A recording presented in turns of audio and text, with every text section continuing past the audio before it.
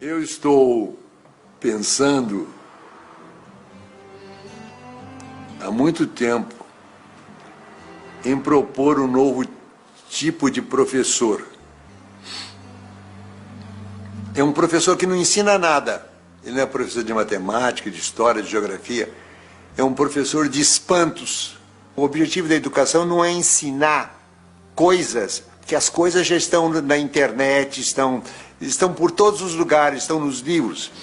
É ensinar a pensar, criar na criança essa curiosidade, que e para mim, esse é o objetivo da educação, criar a alegria de pensar. Eu já tive uma experiência muito interessante com a menininha de 7 anos. Eu estava com a cabeça quente e eu resolvi então, para descansar a cabeça, fazer uma prateleira. Peguei minha serra circular, minha chave de fenda, as ferramentas. Levei ela para cima e comecei a me preparar. Nessa hora chegou a minha empregada com a filha dela. Sua empregada disse bom dia, eu cumprimentei e foi embora. A menina não foi embora, ela ficou parada lá. Ela estava intrigada com os objetos que estavam lá. Ela queria saber o que era aquilo. O que esse homem vai fazer com isso? Ficou parada lá. Aí eu peguei a trena, abri a trena. Ela disse, que é isso? Isso é uma trena. Para que serve a trena? Serve para medir. Como é que a trena mede? Vem cá que eu te mostro. Aí mostrei a trena, os centímetros. Eu disse para ela, presta atenção que de 10 em 10 risquinhos tem um risquinho vermelho. Você veja o que eu fiz? Eu ensinei o sistema decimal para ela. Ela percebeu que as coisas em pacotinhos de 10. Essa é a situação certa para o ensino. Quando o que o professor fala provoca a curiosidade da criança e a criança interage, a criança pergunta. Como é que incentiva a leitura? Não é mandando ninguém ler, porque a relação com a leitura é uma relação amorosa. Eu vou lá não é porque o professor mandou. Quando o professor manda, já estragou. Então você tem de criar o gosto pela leitura. E você cria o gosto pela leitura, não mandando ler, mas lendo. Uma hora muito boa para a leitura é quando as crianças e os adolescentes vão para a cama. Então a mãe se assenta ao lado e vai ler um livro. A missão do professor não é dar respostas prontas, as respostas estão nos livros, estão na internet. A missão do professor é provocar a inteligência, é provocar o espanto, provocar a curiosidade. Quando eu era menino, na minha escola, tinha uma aula de leitura. A aula de leitura era a aula em que a professora ia ler para nós. Monteiro Lobato.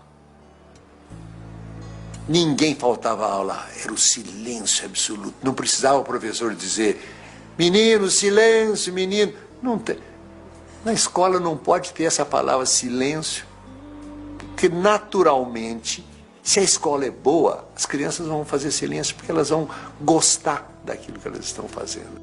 Frequentemente, os professores só têm que repetir aquilo que já vem nas apostilas. Recebi uma carta do menino.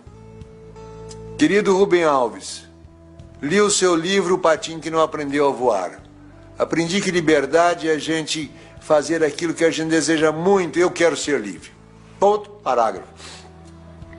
Tem uma professora que é demais.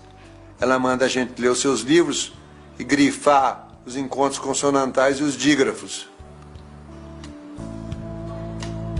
O que o menino vai fazer com o encontro consonantal? Para que serve isso? Para nada. E dígrafo, para que serve? Para nada. Era preciso que os professores parassem e dissessem, não vamos seguir o programa, vamos fazer as coisas que são essenciais no ambiente em que a criança vive. Então, eu diria que os professores teriam que fazer sempre essa pergunta. Isso que eu vou ensinar serve para quê?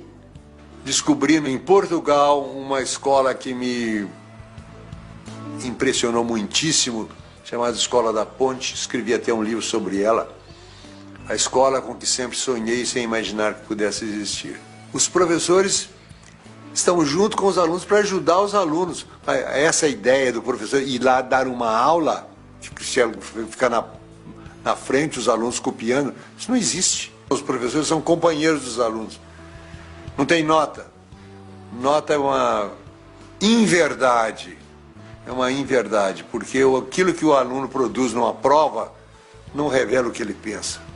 A gente precisaria ter uma educação ligada com a vida, porque é para isso que a gente aprende, para viver melhor, para ter mais prazer, ter mais eficiência, poupar tempo, não se arriscar. O que é a educação brasileira?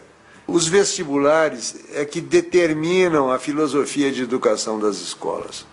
Ou seja, tanto assim que nos livros de problema sempre aparece embaixo ITA 1987, Unicamp, ou seja, é tudo orientado no sentido de passar no vestibular. Mas o que adianta passar no vestibular se dentro de 2 anos eu teria esquecido todas as coisas? Eu gostaria que a avaliação do ensino não fosse feita imediatamente depois de terminado. Eu gostaria que fosse feito 2 anos depois de terminado o ano. Porque o aprendido é aquilo que fica depois que o esquecimento faz o seu trabalho. Eu quero testar os meninos 2 anos depois. Eu fui o criador do vestibular novo da Unicamp. Eu e meus amigos. Nós estávamos cansados do vestibular de cinco escolhas múltiplas. Nós queríamos um vestibular que revelasse a capacidade de pensar do aluno. Nós queríamos medir a capacidade de pensar. Capacidade de pensar não é memória. Os idiotas podem ter memória muito boa. Aí nós chegamos à conclusão que a maneira que a gente tem de avaliar a capacidade de pensar de uma pessoa só tem um. Mandar fazer uma redação. A gente dava um tema, aliás, eram vários temas para você escolher um. Por exemplo, um tema: escreva uma carta ao presidente da República aprovando ou desaprovando o uso da energia nuclear. Não tinha resposta certa. Não nos interessava, só nos interessava que o aluno fosse capaz de pensar por conta própria. Aí, depois de terminado o trabalho, um amigo meu que tinha sido formado engenheiro do ITA, quer dizer, um cara rigoroso, ele chegou para mim e disse: tem um jeito muito mais simples. Qual é? Sorteio. Sorteio? Como? Achei que ele estava doido. Pense. Aí eu comecei a pensar. O primeiro benefício do sorteio seria que as escolas teriam liberdade para educar do jeito que elas quisessem. O terror do vestibular é que ele lança uma sombra negra sobre tudo que vem antes. Nós não somos movidos pelas ideias, nós somos movidos pelos sentimentos. Eu acho que a transformação da educação no Brasil, ela passa por dentro dos pensamentos e dos sentimentos dos professores. O professor é o ponto central de qualquer programa de transformação do ensino brasileiro.